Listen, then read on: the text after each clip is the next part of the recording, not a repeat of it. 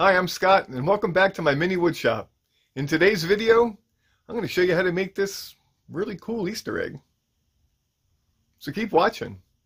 I'm sorry for the format. I originally made this for Instagram, but I didn't want to waste it, so here you go, YouTube, an Easter egg made out of resin and burl.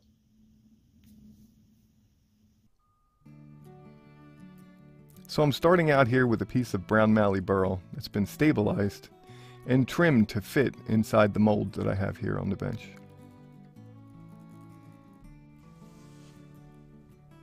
So here I'm taking some double-sided turner's tape and I'm going to cut a small piece and put it on the bottom of that piece of burl. Now that burl's been flattened on my disc sander so it sits flat inside the mold. I'm going to peel off that backing. I'm going to drop it down inside the mold and press it down pretty hard. The stuff's pressure sensitive, so it's important to press it down. Alright, here you can see I have my scale out and I got my measuring cup and I'm pouring in some Alumilite, and I'm going for 5 ounces here. So we're going to put in about 2.5 ounces of part A and part B into this cup.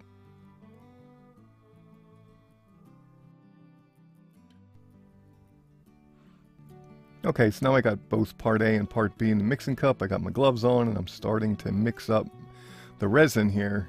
And this whole entire process took about 2 minutes of mixing. So I'm going to speed the video up just so you're not bored to death with me mixing resin. But you got to be really careful with this, that you mix it thoroughly. You got to make sure you scrape the sides of the cup. And you got to make sure that all the wispy trails are gone before you finish up.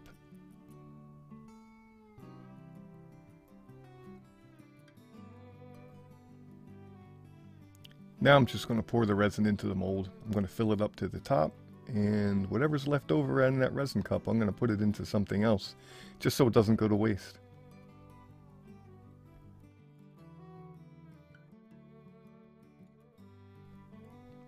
Alright, here I have a drop of red and a drop of blue Alumilite dye on that pad of paper, and I'm just plunging it into the resin with a pointed craft stick, and it just leaves a trail of the dye, and then you'll see after I got a couple trails in there, I'll just put the stick back in and just push things around a bit, and that's how I make those color swirls. Alright, it's time to get that mold into the pressure pot, so we're going to put it in there, and we're going to seal up the pot and charge it up with air. You can see I also have a regular cup with some resin in it, and that's actually several layers of resin. The leftover from this project went on top of some stuff from previous projects, and I'll use that as a bottle stopper blank.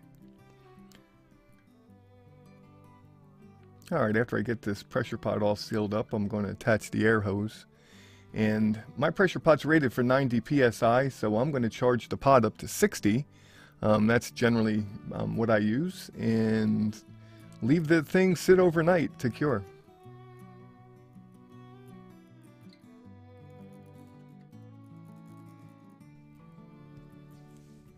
Here we are the next day, and I'm opening up the valves to let the air out of the pot and unscrewing all the wing nuts.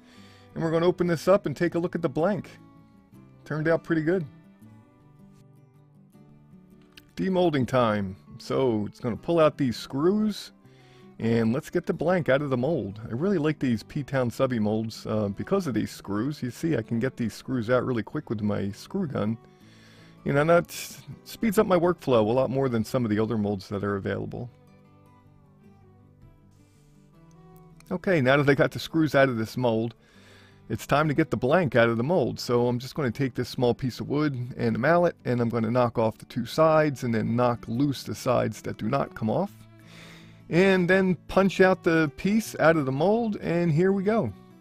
All done. Here I am prepping up a waste block.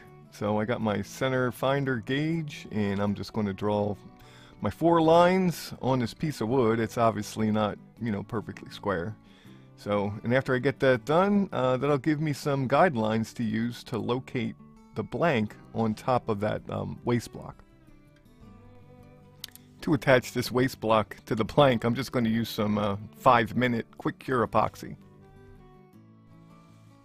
I like to mix up the epoxy on these notepads. It's pretty convenient. You just squeeze out a little bit of part A, A little bit of part B, mix it up, and when you're done, you just tear the sheet off and throw it away. It doesn't generally soak through to the next layer, so every time you start out with a clean surface. I'm just going to take this epoxy and I'm going to spread it out evenly on the waste block and make sure I cover the entire surface.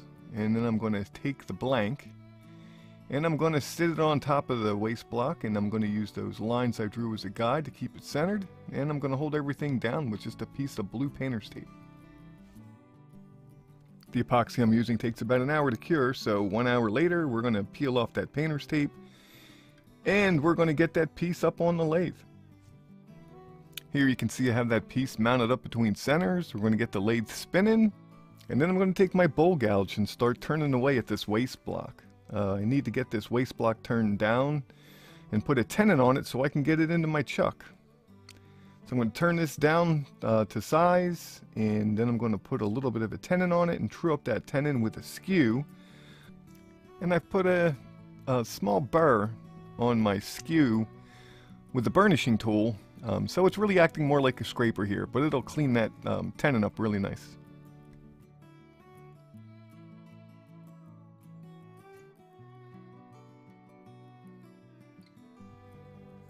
I've got the piece in the chuck here, and you can see I'm going to get the lathe spinning.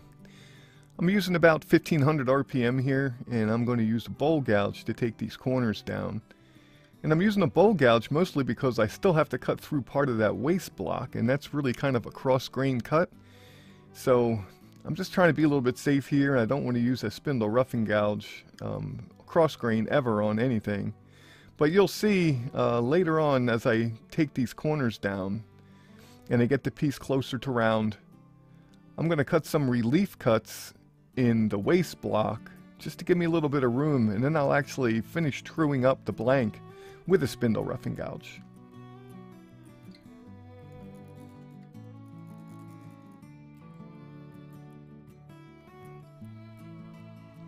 Okay, now that we have the blank all trued up, we're going to get the lathe spinning back up to about 1500 RPM, and I'm going to take a spindle gouge and I'm going to start shaping the top of the egg.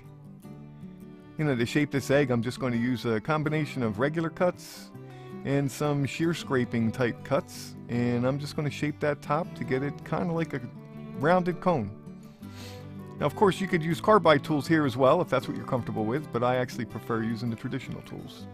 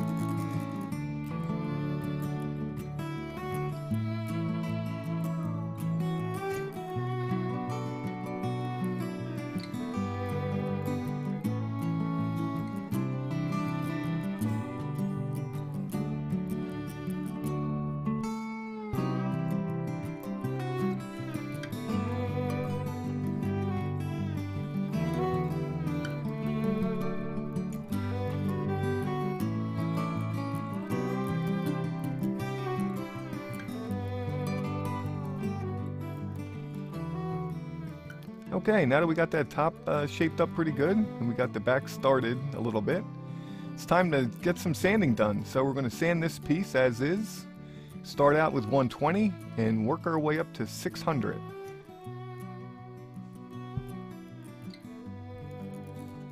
Thanks to the magic of video editing, here we got the piece all sanded up to 600.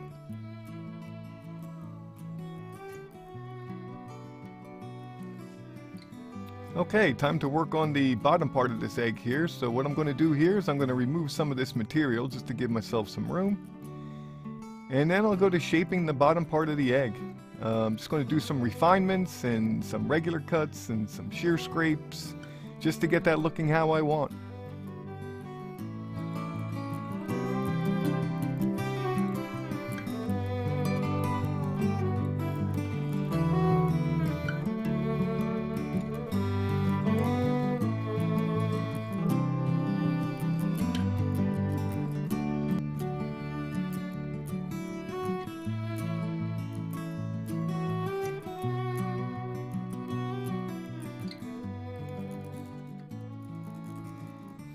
Now that I got the bottom of that egg shaped up pretty nice, it's time for some sanding, so I'm going to fast forward through this as much as I possibly can.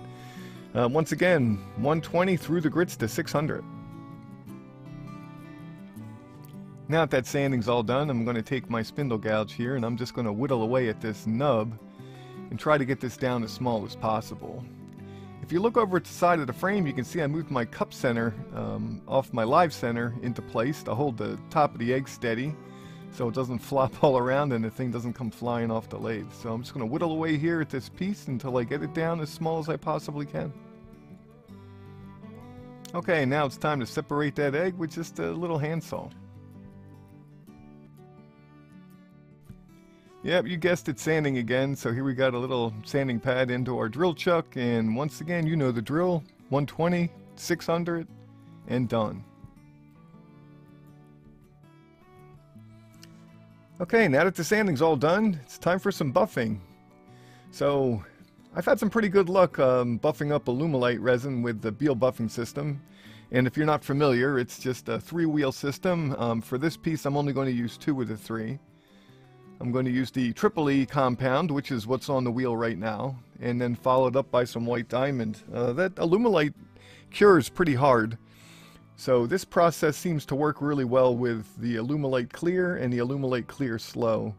It also works with some other, hard epoxies, but some of the softer epoxies, like some of the slow set stuff, the heat generated from doing this is a little bit too high, so it starts to smear and melt. So wet sanding is probably better for things like that.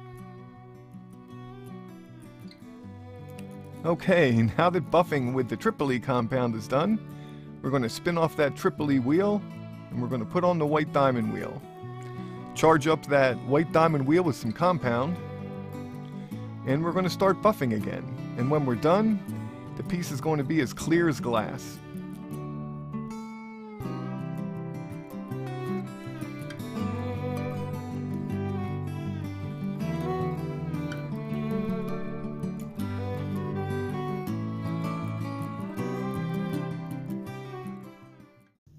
Okay, there you have it. The process on how to make an egg out of some resin, some burl on my wood lathe. I hope you liked the video. If you did, please hit the like button and please subscribe to my channel. And just remember, if I can do this in my shop, you can do it in yours. So I'll see you next time on Scott's Mini Woodshop.